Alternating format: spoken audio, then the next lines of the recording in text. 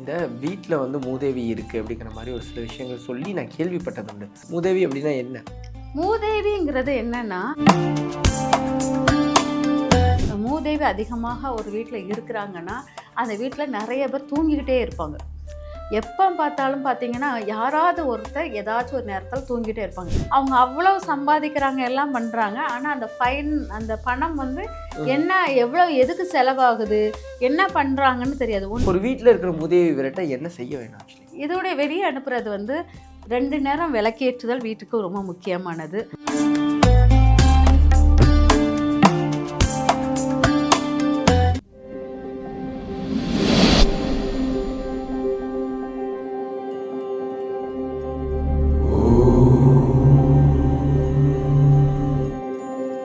வணக்கம், நீங்கள் பார்த்துட்டு இருக்கிறது டேக் ஒன் பக்தி. இன்றைக்கி என் கூட இருக்கிற கெஸ்ட் யார் அப்படின்னு பார்த்தீங்கன்னா, நாடி ஜோதிடர் ஜெயந்தி ரவி அவங்க தான் இருக்காங்க. அவங்ககிட்ட நிறைய விஷயங்கள் கேட்டு தெரிஞ்சுக்க போகிறோம். வாங்க பேசலாம். வணக்கம் மேம். வணக்கம். உங்களை மீண்டும் சந்திக்கிறதுல ரொம்ப ரொம்ப மகிழ்ச்சி. இந்த வீட்டில் வந்து மூதேவி இருக்குது அப்படிங்கிற மாதிரி ஒரு சில விஷயங்கள் சொல்லி நான் கேள்விப்பட்டது உண்டு. மூதேவி அப்படின்னா என்ன?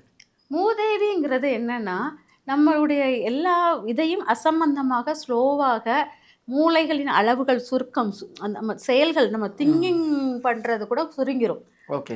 அப்படியே எல்லாத்தையுமே நம்ம வந்து செயல்படுற அளவுகளை சுருக்கிக்கிட்டு நாமளே ஒரு ஒடுக்கி யாருக்கையும் சேராமல், இது போதும், எந்திரிச்சு சாப்பிட்டோமா தூங்கினோமா அப்படிங்கிற மாதிரி ஒரு ஒரு நிறைய வீடுகளில் பார்த்தீங்கன்னா யாருக்கிட்டையும் வெளியில் பேசக்கூட மாட்டாங்க. தான் உண்டு, தான் வேலை உண்டு சொல்லிட்டு அந்த வேலையை கூட வீட்டுக்குள்ளே செய்ய மாட்டாங்க. அவங்க பாட்டு தூங்குவாங்க, எந்திப்பாங்க. இது வந்து யார் செய்வாங்கன்னா, எல்லா வேலைகளும் எல்லா கடமைகளும் முடிச்சா வயசான பாட்டிங்க செய்வாங்க. அவங்களுக்கு அந்த ரத்தத்தின் ஓட்டத்தினுடைய அளவு கம்மியாக இருக்கும். அதனால் அவங்களுடைய சுறுசுறுப்பு அளவு குறைஞ்சிரும். நம்ம வந்து இளம் ரத்தத்தில் நம்ம ஓடி சூடு ரத்தம் நம்ம ஓடி அப்படி பிரிஸ்காக இருக்க வேண்டிய இடத்தில் நம்ம அந்த பாட்டி மாதிரி ஒரு ஆக்டிடியூட் பண்ணிக்கிட்டு இருந்தால் அப்போ நம்ம ஒரு வேலையும் இல்லை, கர்மா செயல்கள் குறையுது. அப்போ நம்மளுடைய உடல் ஆரோக்கியம், இதுதான் மூதேவி குடியிருக்கிறது. அந்த பாட்டியுடைய இதை வந்து நம்ம அப்படியே எடுத்துகிட்டு வரோம். அப்போ அது போனால் போகுது, இது செஞ்சால் செய்யுது. அது மேக்சிமம் என்ன செய்வாங்கன்னா, சாமியார் சன்னியாசி அப்படின்னு சொல்லிட்டு கூட உட்காந்துருவாங்க. இப்போ சாமியார் சன்னியாசினா எந்த பற்று மாயை மேலேயும் ஆசை இல்லாமல் தனியாக உட்காந்தவங்க, இதுதான் மூதேவி தன்மையாக இருக்கும் அப்படிங்கிறது. ஓகே. ஆனால் இப்போது இதை வந்து வெளியே அனுப்புறதுக்குங்கிறதுக்கான என்ன செயல்கள் செஞ்சால் கரெக்டாக இருக்கும்? அதை மூதேவினா, நம்ம வீட்டில் எந்த செயல்களும் அவ்வளோ ஸ்பீடாக நடக்காது. ஒரு காரியத்தை செய்ய நம்ம எந்திப்போம், நகத்தை கால் எடுத்து வச்சா கூட மூமெண்ட் கொடுக்காது. காலையில் எந்திரிச்ச உடனே 5 மணிக்கு எந்திரிச்சு இந்த விஷயத்துக்காக நம்ம கிளம்பணுன்னா எந்திரிச்சிக்கவே மாட்டோம்.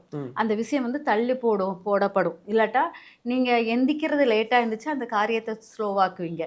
இல்லாட்டா அந்த காரியமே அங்கே தடையாக்கி விட்டுருவாங்க. இந்த மாதிரி நம்மளுக்கு அந்த காரியத்தின் மேலுடைய தடைகள் அதிகமாக இருக்கும். அதே போல் மூதேவி அதிகமாக ஒரு வீட்டில் இருக்கிறாங்கன்னா, அந்த வீட்டில் நிறைய பேர் தூங்கிக்கிட்டே இருப்பாங்க. எப்போ பார்த்தாலும் பார்த்தீங்கன்னா, யாராவது ஒருத்தர் ஏதாச்சும் ஒரு நேரத்தில் தூங்கிட்டே இருப்பாங்க. சொல்லுவாங்க, நைட் டியூட்டி முடிச்சு வந்தேன் அப்படிம்பாங்க. அப்புறம் ஒருத்தர் சொல்லுவாங்க, இல்லை எனக்கு பகலில் ஃபுல்லாக இந்த வேலை இருந்தது, அதான் 6 மணிக்கு தூங்கினா தான் நான் 4 மணிக்கு எந்திரிச்சு பால் கறக்க முடியும் அப்படின்னு சொல்லிட்டு ஒரு கதையை சொல்லுவாங்க. இப்படி ஒவ்வொருத்தரும் ஒவ்வொரு கதையை சொல்லி அந்த வீட்டில் யாராச்சும் ஒருத்தர் தூங்கிக்கிட்டே இருக்கிறது அந்த முழு நாளும் இருக்கும். இப்போ எல்லாரும் மொத்தமாக தூங்கணும்னு சொல்லிட்டு நைட்டுன்னு நம்மளுக்கு ஒரு இரவு ஃபிக்ஸ் பண்ணியிருந்தாங்க. அந்த காலத்தில் எல்லோரும் ஒன்றாவே தூங்குவோம். அந்த பகல் நேரம் மட்டும்தான் எல்லோரும் முழிச்சிருக்கிறது. இப்போ வந்து அப்படி கிடையாது. இரவு நேரத்தில் முழிக்கிறது நிறைய பேர் இருக்கிறாங்க. இரவு முழிச்சு பகலில் ஃபுல்லாக அந்த தூக்கத்தினுடைய தன்மையை கொண்டு வந்துடுறாங்க. அப்போ பகலில் முழிக்கிறவங்க இரவில் தூங்குவதும் அப்படியே பார்க்கும்போது அந்த வீட்டில் தூக்கங்கள் தொடர்ந்து கொண்டே இருக்குது. யாரும் அந்த வீடு தூங்கின வண்ணமாகவே இருக்கும். ஒருத்தர் பகலை தூங்குவாங்க, ஒருத்தர் இரவு தூங்குவாங்க. அப்படியே மாற்றி மாற்றி இருக்கிறனால அப்போ வீட்டில் வந்து அந்த தூக்கம், கொரட்டை இதெல்லாம் இருந்துக்கிட்டே இருக்கிறனால அது மூதேவியினுடைய முக்கிய அம்சமாக இருக்கும். இது வந்து என்னென்னா, நம்ம எவ்வளோ சம்பாதிச்சாலும், எவ்வளோ இப்போ ஐடி ஃபீல்டுக்குள்ளெல்லாம் இருக்கிறவங்க நைட் டியூட்டி தான் பார்ப்பாங்க. பார்த்துட்டு பகலில் வந்து அவங்களால தூங்காமல் இருக்க முடியாது. ஆனால் அம்மா வந்து பகல் ஃபுல்லாக வேலை பார்த்துட்டு நைட்டு தூங்காமல் இருக்க முடியாது. அப்போ அந்த வீட்டில் வந்து ரொட்டீனாக தூக்கத்தினுடைய தன்மை இருக்கும். அவங்க அவ்வளவு சம்பாதிக்கிறாங்க, எல்லாம் பண்ணுறாங்க. ஆனால் அந்த பணம் வந்து என்ன, எவ்வளோ, எதுக்கு செலவாகுது, என்ன பண்ணுறாங்கன்னு தெரியாது. ஒன்று ஆஸ்பத்திரிக்கு செலவு பண்ணுவாங்க, இல்லாட்டா ஒரு கடனை கொடுக்குறேன் அளவுக்கு மீறின ஆசைகள்னால நிறைய விரயமாக்குவாங்க. இல்லாட்டா எனக்கு ரொட்டீன் ஒர்க்கில் நான் டைம் ஸ்பெண்ட் பண்ணுறதுனால நான் கொஞ்சம் வெளியே சுற்றிட்டு வந்து நான் பிரிஸ்காவேன்னு சொல்லிட்டு அதுக்கு. ஆனால் நீங்கள் உழைக்கிற உழைப்பு நம்ம லாஸ்ட் எண்டில் வந்து ரெஸ்ட் எடுத்து நம்ம சம்பாதிச்சதை உட்காந்து அனுபவிக்கணுங்கிற ஒரு தாட்டே இல்லாமல் என்னால் அந்த ஹார்ட் ஒர்க்குக்கு நான் உடனே அந்த பணத்தை வேஸ்ட் பண்ணணும் அப்படிங்கிற மாதிரி தான் வருது. அப்போ அந்த பணம் வந்து நீங்கள் கை நிறைய சம்பாதிக்கிற பணம் உங்களால் நிறைவாக சேவிங்ஸாக உட்கார வைக்கிறதுக்கு ரொம்ப போராடுறீங்க. இதுதான் அந்த மூதேவியினுடைய முக்கிய தன்மையாக இருக்கும். முதல் இது வந்து இது. 2வது வந்து அடிக்கடி வீட்டில் வந்து கெட்ட வார்த்தைகள் யூஸ் பண்ணுற தன்மை அதிகமாக இருக்கும். ஓகே. மாற்றி மாற்றி திட்டும்போது ஒரு ஹார்டான வார்த்தை பேசுறது வேற, கோவமா பேசுறது வேற. ம். ஆனா ரொம்ப கெட்ட வார்த்தைகளை யூஸ் பண்றது அதிகமாக இருக்கும். ம். அப்போ அந்த மாதிரி கெட்ட வார்த்தைகள் அதிகமாக யூஸ் பண்ணும்போது, அங்கேயும் நம்மளுக்கு வந்து மூதேவியினுடைய தாக்கங்கள் அதிகமாக இருக்குதுன்னு அர்த்தம். இன்னொன்னு வந்து ஒரு வீட்டுக்குள்ள நுழையும் போதே துணிகளின் அலங்கோலங்கள் அங்கங்க கிடக்கும். ம். துணி வந்து எல்லா இடத்துலயும் சிதறி கிடக்கும். ஒரு இடத்துல இல்லாம எல்லா இடத்துலயும். அந்த மாதிரி சிதறி இருந்தாலும், அங்க வந்து இது வந்து துணிங்கிறது சுக்கிரனுடைய காரகத்துவம். அந்த துணிய வந்து ஒண்ணு மடிச்சு வைக்கணும். இல்லாட்டா நம்ம துவச்ச துணிய வந்து அப்படியே ஒரு கூடைக்குள்ள வைக்கிறதும், அந்த மாரி வச்சு வைக்கிற பழக்கம் கிடையாது. எல்லாத்தையும் வந்து மடிக்கிறேன்னு சொல்லிட்டு மொத்தமா குமிச்சு ஒரு இடத்துல வைப்பாங்க. அழுக்கு துணி வந்து ஒவ்வொரு பக்கமா சிதறி கிடக்கும். இப்போ ம். ஒரு வீட்ல பார்த்தீங்கன்னா, துணிகளை விதைத்த மாரி இருக்கும். விதைச்ச மாரி இருக்கும்போது, அந்த வீடு மூதேவி குடிபுகுற வீடாக இருக்கும். ஒரு வீட்டுக்குள்ள நுழையும்போதே கயிறு அதெல்லாம் அந்து விழுன்ற மாரி இருக்கும். அங்கங்க தொங்கிக்கிட்டு இருக்கும். ம். அந்த மாரி தொங்கிக்கிட்டு இருக்கிற வீட்டில் வந்து மூதேவி இருப்பாள். ஒரு வீட்டுக்குள்ள நுழையும்போது கொடிக்கயிறுகளை பார்த்தீங்கன்னா, ஆ. அந்த கொடிக்கயிறுகள் நம்ம வீட்டு வாசலுக்கு நேரா கொடிக்கயிறுகள், வீட்டுக்குள்ளேயும் கொடிக்கயிறு வச்சு அதில துணிய தொங்க போட்டுக்கிட்டே இருப்பாங்க. ம். அந்த மாரி உள்ளவங்களுக்கும் இங்க வந்து மூதேவி குடியிருக்கிறதா இருக்கும்.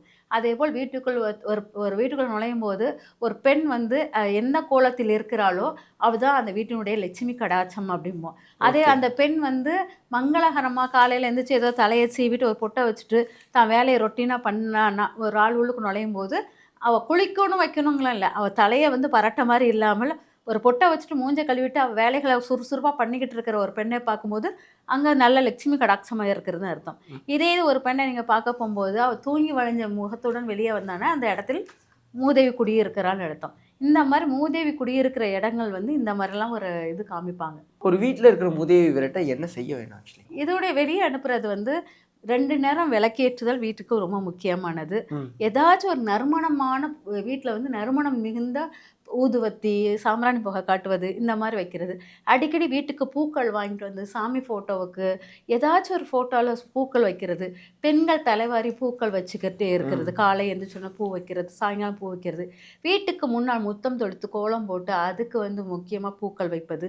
இந்த மாரி அந்த வீட்டை வந்து நம்ம அலங்கரிக்கும் தோற்றங்கள் நெறைய கொண்டு வந்தாலும், நறுமணங்கள் நெறைய வீட்டுக்குள்ள கொண்டு வரும்போது, உங்களுக்கு ஆட்டோமேட்டிக்கா மூதேவி போயிரும். அதேபோல் அடிக்கடி வாரத்தில ஒரு தடவை வீட தொடச்சு, உப்பு, கல்லுப்பு போட்டு ம். நல்லா தொடச்சு, கல்லுப்பு, இந்த வேப்ப இலை, அப்புறம் கொஞ்சம் மஞ்சள் பொடி போட்டு நல்லா வீட்ட நல்லா தொடச்சு எடுத்துட்டு, அப்புறம் கோமியம் வாங்கி வீடு ஃபுல்லா தெளிச்சு எடுத்தீங்கன்னா, ஓரளவு மூதேவியினுடைய தாக்கம் அளவுகள் குறையும் அப்படிங்கிறது இருக்கும். கொஞ்சம் வீட்ல சுறுசுறுப்பாகும். இத வீட்ல ஒரு ஆளாச்சும் செய்ய ஆரம்பிக்கணும். ச் அ மத்தவங்கலாம் தூங்குறாங்க, நானும் இவங்க கிட்டலாம் செஞ்சு என்ன பிரயோஜனம் அப்படின்னு சொல்றத விட, விடாமுயற்சியோட அந்த ஒரு ஆள் ரிப்பீட்டா செய்யும்போது, ஒவ்வொரு ஆளா சுறுசுறுப்பின் அளவு கூடும். ஒவ்வொருத்தருக்கா கூடும். அது ம். கூடும்போது ஆட்டோமேட்டிக்கா எல்லா செயல்களும் மாற்றங்கள் குடுக்கும். ரொம்ப நன்றி மேம். அதாவது பல சந்தேகங்களுக்கும் எங்களுக்கு ஒரு தெளிவான விளக்கம் குடுத்தீங்க. ரொம்ப நன்றி மேம். நன்றிம்மா.